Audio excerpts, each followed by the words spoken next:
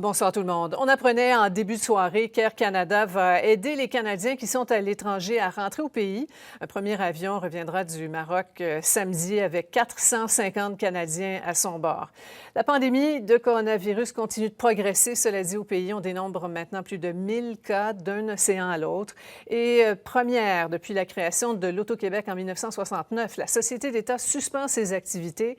Seule la vente en ligne sera permise. Le plus récent bilan fait état de 139 cas au Québec, 1087 au Canada, plus de 271 000 personnes infectées dans le monde.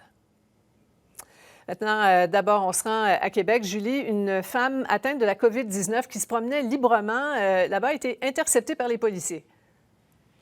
Oui, ça s'est passé à 14 h cet après-midi ici dans Limoilou, sur la 4e rue où je me trouve. Sophie, la dame qui marchait juste ici sur le trottoir avec un masque et qui a été interpellée par la police de Québec qui avait en main un mandat à la direction de la santé publique et qui lui a remis un ordre d'isolement et de respect des directives pour éviter toute contagion. Donc, la dame qui a été aperçue, là, elle se promenait librement dans le quartier.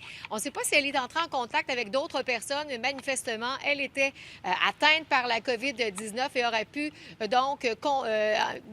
contaminer d'autres personnes. Donc, elle a été interceptée. Les policiers disent qu'elle a collaboré avec eux. Elle a été conduite à l'Institut universitaire en santé mentale de Québec. C'est là que la clinique de dépistage a été installée ici, anciennement l'hôpital Robert Giffard.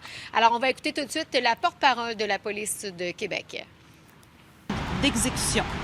On a exécuter une ordonnance de mandat pour amener cette personne-là dans un centre hospitalier. Donc, on ne parle pas d'arrestation dans le cas ici qui nous concerne. La direction de la santé publique, elle a des pouvoirs. Alors, c'est suite, autrement dit, à la direction de la santé publique qui nous ordonne d'effectuer un mandat.